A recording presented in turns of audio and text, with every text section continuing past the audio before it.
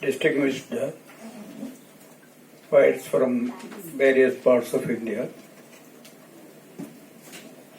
and friends. I am happy that this session is graced by the presence of the President of the Sahitya Academy, Chandrasekhar Kambar.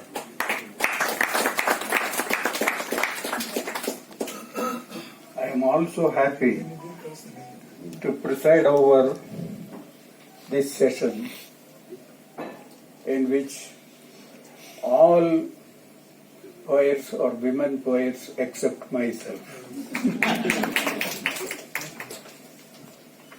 A few words of introduction. Shakespeare said, "Poet's eyes in a fine frenzy rolls from heaven to earth and from earth to heaven." Long, long ago, Shakespeare pronounced these lines. Today, opinions may differ on this prophecy.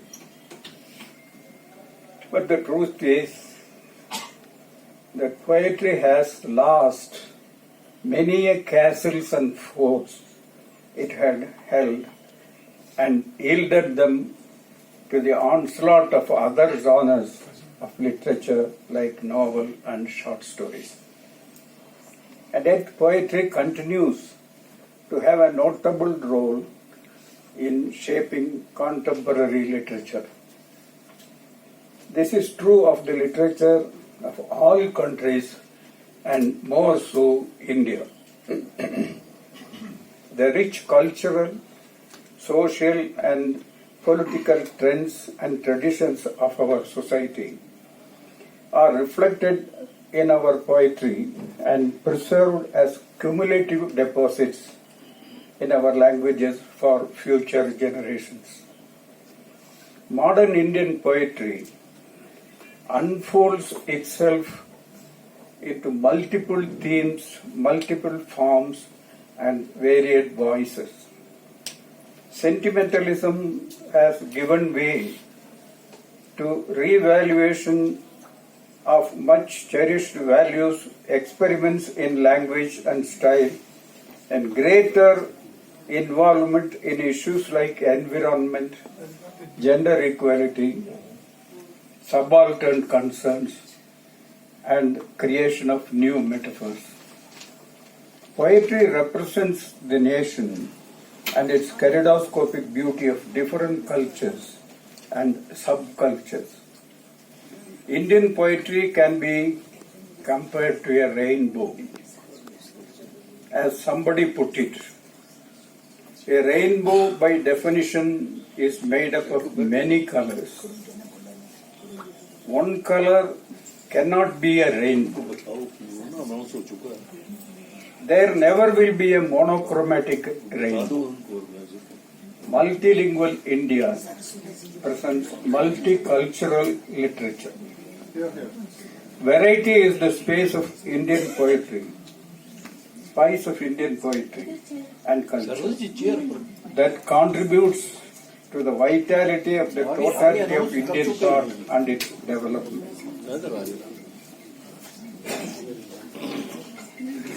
Therefore, the poetic fervor of every part of India is as important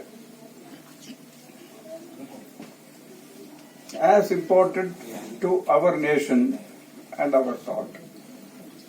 For example, traditions of Northeast with its charming poetic fervor are as important as the 2,000-year-old Sangam poetry.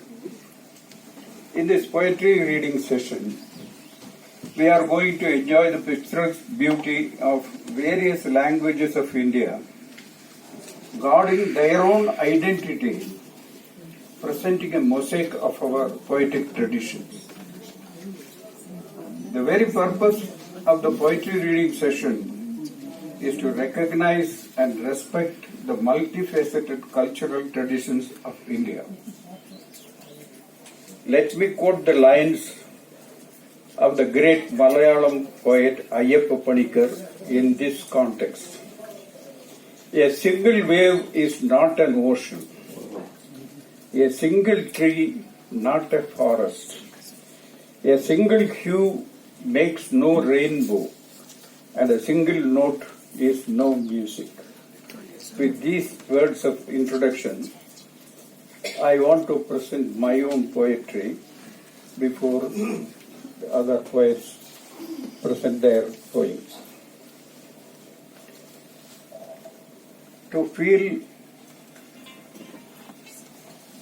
To make you feel my language, I will read a short poem in Tamil and its translation first. அகன்ற உலகு நான் என்றது அகல்,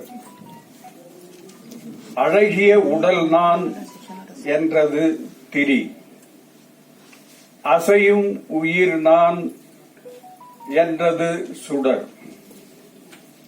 உழைப்பு வடித்த உதிரத் துளிகளாய் தேங்கிய எண்ணெய் வாய் திறக்கவே இல்லை.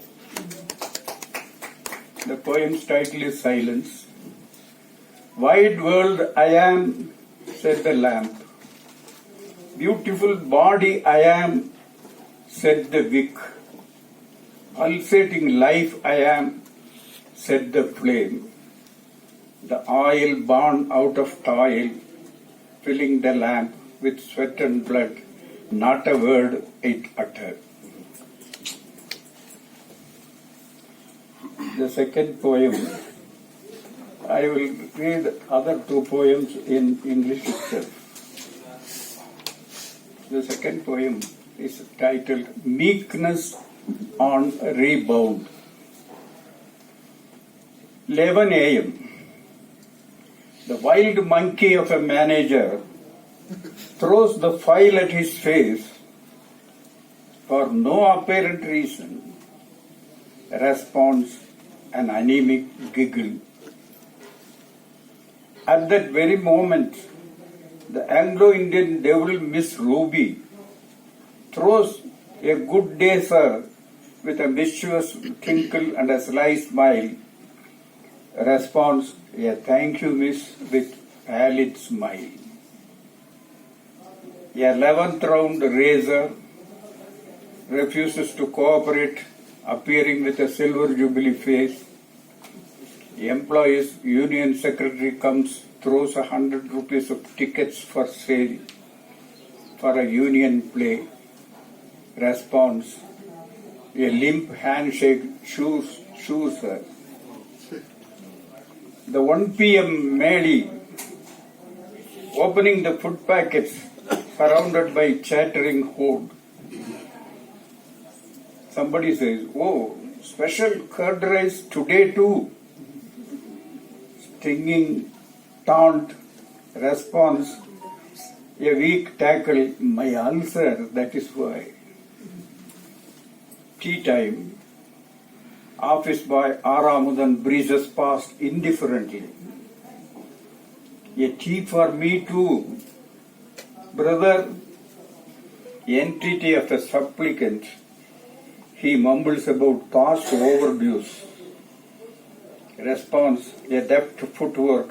Hey, Aramudu, has the newborn been brought home? Crawling town bus, packed like sardines, rush of blood at a curve, a furious swerve, loosening hold, brushes with a 50-plus dame's shoulder. Her acid look, response, screams like a worm, a pathetic plea, excuse me, madam. 5 in the evening. Hey, Appa has come. A full-throated herald enters the man, little Kavita, 8-year-old sweetie, charges with slate in hand. Appa, 90 marks in maths. All pride, all glee. Response, sharp slaps on the back, whack, whack. Our Rangasamy is a proud man, Indeed, he is a proud man. Another poem, Omnipresent. Omnipresent. Stand and stare. It is there to see. Walk towards it. Distant it goes. This is the experience of us all. Stand and stare. It is there to see. Walk towards it. Distant it goes. Who is beckoning me from that star? It is I. There is heaven on earth and earth in heaven. Darkness, not absence of light. It is the sea filtering light. Day, not darkness opposite. It is a light solution of darkness. In desert's depths, oceans lie in wait, and so they languidly stretch in silent pride. Death, no end, just crossing a boundary. Death, no end, just crossing a boundary. Weeping, a mere sprain of some ligaments. Smiling, just a slithering of a few others. They differ in our attempts to find meaning beneath. It is not that there is nothing in anything, everything is there in everything. There is a blemish in the absolute.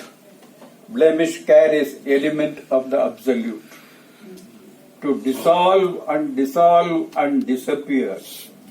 To dissolve and dissolve and disappear is to spread and fill everywhere. Is to spread and fill everywhere. And after these poems, our poets will present their poems. First among them, Abba, Hindi poet.